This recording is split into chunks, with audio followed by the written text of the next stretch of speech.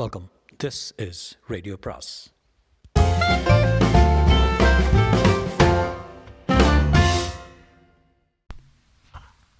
அனைவருக்கும் அன்பு வணக்கம். அனுராதா ரமணனின் மற்றொரு சிறுகதையின் பெயர் சில சீர்திருத்தங்கள்.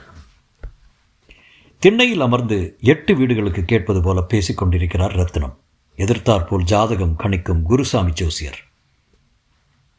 பையன் அதிர்ஷ்டமாக இருப்பானா? இது லட்சத்தில் ஒரு ஜாதகம். பொண்ணு வீட்டில் சீர்சனத்திய பல லட்சத்துக்கு தேரும். உம்ம மகன் ஓஹோன்னு இருக்க போகிறான். பெரிய பண்ண ரத்தினத்துக்கு பிள்ளையா கொக்கானானா? ரத்தினம் இல்லையா, ரத்தினம். முன்னாடியே ஒத்த கொம்பு போடணும். போட்டியாளா? ஒன்றுன்னு உங்கள் அந்தஸ்துக்கு ரெட்டை கொம்பு போடலாம். குருசாமி ஜோசியர் ரத்தினத்தை குளிர்விக்கும் முயற்சியில் இறங்குகிறார். ரத்தினத்தின் தயவிருந்தால் அவர் மகன் ஓஹோ என்று இருக்கிறானோ இல்லையோ, தான் ஓரளவுக்கு சுபிட்சமாக இருக்கலாம் என்கிற எண்ணம் குருசாமிக்கு. இந்த நினைப்பினால் ரத்தினத்துக்கு வரப்போகும் மருமகளுடன் என்னவெல்லாம் வரும் என்பதை வரிசையாய் பட்டியல் போட்டு ஒப்புவிக்க, நிறுத்தியா உம்ம ஜாபிதாவை. ரத்தினத்தின் அதட்டலில் அரண்டு போய்விட்டார் குருசாமி. என்னங்க, யாரையா வேணும் சீரும் சனத்திக்க? யாருக்கியா? ஏன்டி உங்கள் அம்மாவை கூப்பிடு. எதிர்த்திண்ணையில் ஒண்டியாய் தாயம் விளையாடி கொண்டிருந்த மகளை விரட்டுகிறார்.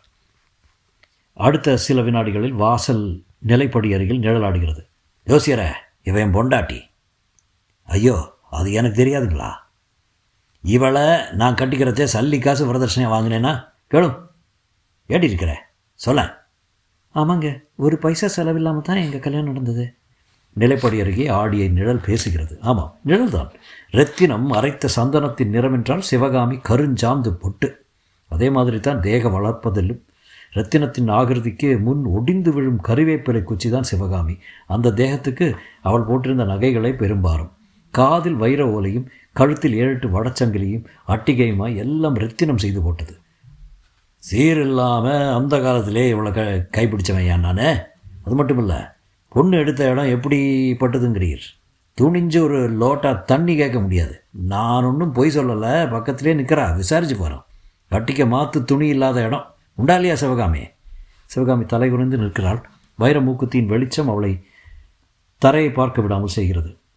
பொண்ணை மட்டுமா கூட்டி வந்தேன்? பொண்ணை பெத்தவளையும் எல்லாம் உட்காத்தி வச்சு சோறு போட்டேன். அப்படியா?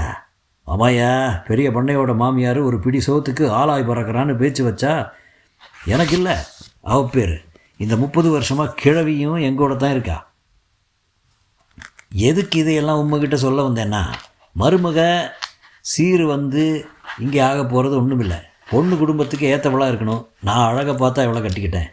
இவன் மேலே இருக்கிற நகையை உருவிட்ட பார்த்தா என் வீட்டு ஒற்றை குச்சி இவளை விட லட்சணமாக இருக்கும். என்ன பார்க்குறீர்? பொண்டாட்டி பக்கத்தில் வச்சுட்டு இப்படி பேசுகிறாரே பொண்ணு ஐடியா. நான் சொன்னதில் குந்துமணி பொய் இருந்தால் காதை எடுத்துக்கிறேன். நான் ஒன்றும் பொய் சொல்லலை, பக்கத்திலே நிற்கிறா, விசாரிச்சு பாரும். இதற்கும் சிவகாமி அசையாது நிற்கிறாள். இன்று நேற்றில்லை, 30 வருஷங்களாக இவள் படித்தான் நிற்கிறாள். புருஷனின் பேச்சு அவளை எந்த அளவில் பாதித்திருக்கிறது என்பதே முகத்தில் தெரியாதபடி. ரத்தினம் பெரிய இடத்தில் பெண் எடுத்திருக்கலாம். இப்படி அநியாயமாய் 2 ஆத்மாக்களை வதைத்து கொஞ்சம் கொஞ்சமாய் சாகடிக்க வேண்டாம். சிவகாமியாவது தாலி கட்டி கொண்ட நன்றி கடனுக்காக இவரது பேச்சு சகித்து கொண்டிருக்கட்டும். இவளை பெற்ற பொண்ணுத்தாய்க்கு என்ன ஸ்தைலை எடுத்து அவள் பாட்டுக்கு ஊரோடு கிடந்திருப்பாள். ரத்தினம் சொல்வது போல சுத்தமாய் வறண்டு போன இடமில்லை சிவகாமியின் பிறந்த வீடு. சின்னதாய் ஒரு குடிசையும் அதை ஒட்டின துண்டு நிலமும் உண்டு. அதில் நிம்மதியாய் இருந்திருப்பாள் பொண்ணுத்தாய். ஆரம்ப காலத்திலிருந்தே ரத்தினத்துக்கு சுய விளம்பரம் ரொம்பவும் பிடிக்கும். எதையாவது ஒன்றை செய்துவிட்டு உடனே அதை பற்றி ஊரில் தண்டோரா போடாத குறையாக விஷயத்தை பரவச் செய்வார்.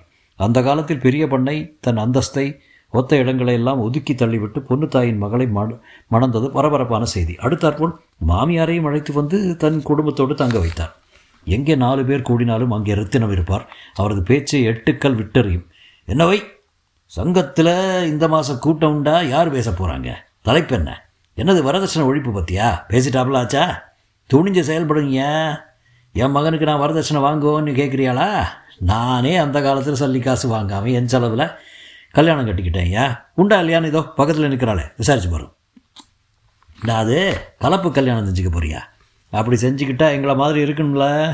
இன்றைக்கி தாலியை கட்டிக்கிட்டு நாளைக்கு அறுத்து தாடின்னு கேட்கக்கூடாது. எங்கள் அம்மா கடாசி மட்டும் மருமக கையால் தண்ணி கூட குடிக்கக்கூடாதுன்னு வைராக்கியமாக இருந்தா. அதுக்காகவே நான் அசைஞ்சு கொடுக்கலையே. இன்றைக்கி என் வீட்டில் வந்து பாரு, நான் இவ அம்மா என் குழந்தைங்க எல்லோரும் சம்பந்தி போஜனம்தான். அந்த மனசு வேணுங்க. எவனுக்கு வேணும் அந்த மனசு? என்னமோ இன்னி வரைக்கும் கருப்பண்ணசாமி தயவால், யாத்தா முத்துமாரி தயவால் எனக்கு அந்த மாதிரி அல்ப புத்தி வரலை. சிரிக்காதடா, நிஜத்தச்சான்னு சொல்கிறேன். இதை பாரு, பக்கத்தில் நிற்கிறாள, விசாரித்து தான் பாரு. என்னது அம்மா, என்ன சாதிங்கிறியா? ஏறஞ்சு சொல்லக்கூடாது, கிட்டவா சொல்கிறேன்.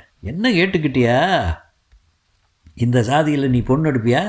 உங்கள் அப்பந்தான் சும்மா விடுவானா? அதுக்கெல்லாம் தைரியம் வேணுமியா.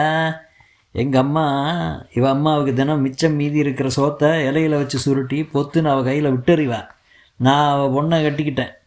நான் திங்கிற சோத்தைத்தான் இப்போ இவளும் திங்கிறா, இவள் ஆத்தாலும் திங்கிறா. முழுங்கை நெய்வாரன்னு கேள்விப்பட்டிருப்பிய. தினமும் அப்படித்தான் சாப்பாடு. எல்லாத்துக்கும் மனசு வேணியா? இவர் இப்படி ஊரெல்லாம் சொல்வதாலே பொண்ணு தாய்க்கு சோறே இறங்காது. வாயில் ஒரு கவளம் போட்டால் தொண்டைக்கு கீழ் இறங்காமல் குத்தி பிடுங்கும். பெரிய மேசையில் சுற்றிவர் நாற்காலிகள் போட்டு மருமகன் பேர குழந்தைகளுடன் சாப்பிடும்போது எதையும் வெளிக்காட்டி கொள்ளவில்லை. என்னவா, உங்கள் அம்மா சோத்தை விரலாலே அலையிறாங்க? பசிக்கலையா?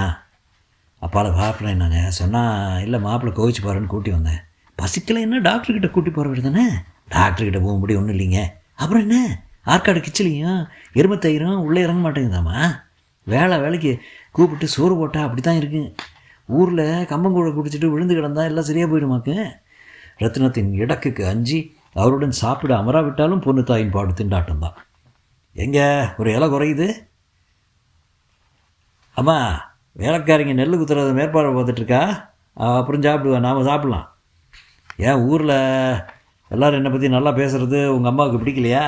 மாமியார் கிழவியை பட்டினி போட்டுக்கிட்டு பெரிய பண்ணை தன் குடும்பத்தோடு மூக்க பிடிக்க கொட்டிக்கிறாருன்னு ஊரெலாம் சொல்லணுமா? ஐயா, அப்படி யாருங்க சொல்லுவாங்க? ஏன் நெல் குத்துற பொம்பளைங்களை வீடு வீடாக போய் சொல்லுவாங்களே? கூப்பிடுவங்க அம்மாவையும், தின்னுட்டு போய் என்ன வேணால் செய்யட்டும். இப்படி இவர் குடும்ப சமேதராய் சாப்பிடுகையில் அவரை தேடிக்கொண்டு யார் வந்தாலும் சாப்பாட்டு கூடத்திற்கே வர சொல்வார். வாங்க ஹெட் மாஸ்டரா, எங்கே இப்படி சாப்பிட்றீங்களா? வீட்டில் சாப்பிட்டுட்டு வந்துட்டிங்களா? அதனால் என்ன, இங்கே கொஞ்சம் சாப்பிட்றது. ஓஹோஹோஹோ, இவங்க கூட சேர்ந்து சாப்பிட மாட்டீங்கல்ல? சரிதான், எனக்கு அது மறந்து போச்சுங்க. சாதி இரண்டொழிய வேறு இல்லைன்னு நீங்கள் ஏட்டில் சொல்லித்தரீங்க, நான் வீட்டில் கடைப்பிடிக்கிறேன். அப்படிதான். என்னடா அது, மாமியார் கூட உட்காந்து சாப்பிட்றேன்னு பார்க்குறீங்களா? எனக்கு எல்லோரும் ஒன்று தான். எங்கூட உட்காந்தா தான் அவங்களும் என் பொண்டாட்டியும் சரியாக சாப்பிடுவாங்க. அதையும் கேட்குறீங்க? இவளை கட்டிக்கிட்ட உடனே இவளுக்கு நான் முதல்ல சொல்லி கொடுத்ததே எப்படி வகையாக சாப்பிடணும்னு தான். வசதி இல்லாத குடும்பத்தை சேர்ந்தவளா, வயிறு குறுகியாக போயிடுச்சு. இப்போல்லாம் என்னெல்லாம் கற்றுக்கிட்டு இருக்கா. இவரது பேச்சில் கட்டிய மனைவியே பேச்செழும்பாமல் ஆவன வாய்ப்படைந்து நிற்கையில் வந்த மனிதரை பற்றி கேட்கவா வேண்டும். இந்த வீட்டில் சோறு திங்கிறதுக்கு பட்னி கிடந்து சாகலாண்டி, பொண்ணுத்தாய் இப்படி அடிக்கடி சொல்லுவாள். ஆனாலும் மகளை விட்டு விட்டு செத்து போக தைரியம் இல்லை. இது என்ன இத்தனையெல்லாம் பேசுகிறாரு, இவர் செய்கிற அக்கிரமத்தை எல்லாம் நீயும் எடுத்து விட. எத்தினால தான் நான் பொறுத்து போவேன். தாயின் முனகளுக்கெல்லாம் மௌனமாய் தலையை அசைப்பாள் சிவகாமி. எதிர்த்து பேச எனக்கு என்ன வக்கு இருக்குது? இந்த நினைப்பை இவளை மேலும் மேலும் குனிய செய்கிறது. இன்று பட்டணத்தில் பெரிய படிப்பு படித்த மகனுக்கு மனம் பேசும்போதும் அடைமழைக்கு முன்வரும் பன்னீர் தூறலாய் ரத்தினத்தின் பேச்சு. வந்திருந்த பெண் வீட்டினர் மகுடியோசை கேட்ட நாகங்கள் போல மயங்கி அமர்ந்திருக்க தந்தையின் அருகில் பதிவசாய் மகன் வேலு. இதை பாருங்க, என் மருமகளுக்கு நகை நட்டு போட்டு பார்க்கணும்னு நான் போட்டுக்கிறேன். என்ன அப்படி பார்க்குறீங்க? அந்த காலத்தில் சீர்திருத்த முறையில் கல்யாணம் கட்டிக்கிட்டவன் நான். இவன் என் பொண்டாட்டி. இப்போது அவள் உடம்புல 100 பவுன் இருக்கும். கல்யாணத்துக்கு போய் காக்கா பொண்ணுக்கு நகைலாம் இல்லாமல் தான் வந்தா. நான் ஒன்றும் போய் சொல்லலை, பக்கத்துலேயே நிற்கிறா. உண்டா இல்லையான்னு விசாரிச்சு பாரு. அப்போ வரதட்சணை? பெண்ணை பெற்றவர் இருக்கிறார். பேசப்படாது. ரத்தினம் சொல்லி கொண்டு இருக்கும்போதே சிவகாமி மகனை ஜாடை காட்டி உள்ளே அழைக்கிறாள். நடி புருஷனின் முகச்சொலிப்புக்கு இதோ வரேன் என்று அலட்சியமாக பதிலளித்து விட்டு விறுவிறுன்னு உள்ளே போகிறாள். என்னம்மா? உங்கள் அப்பா சொல்கிறதுல எனக்கு சம்மதம் இல்லை.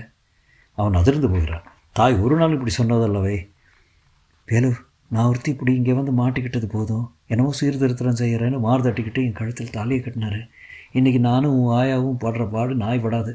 இதுக்கு என் குலத்தில் எவனையாவது கட்டியிருந்தால் நிம்மதியாக ஆனந்தமாக இருந்திருப்பேன். அம்மா, ஆமாடா, வர்றவங்ககிட்ட பார்க்குறவங்ககிட்ட எல்லாம் என் ஜாதி பற்றியும் சல்லிக்காசு வாங்காமல் என்னை கட்டிக்கிட்டதை பற்றியும் கதையாக பேசுகிறாருல்ல.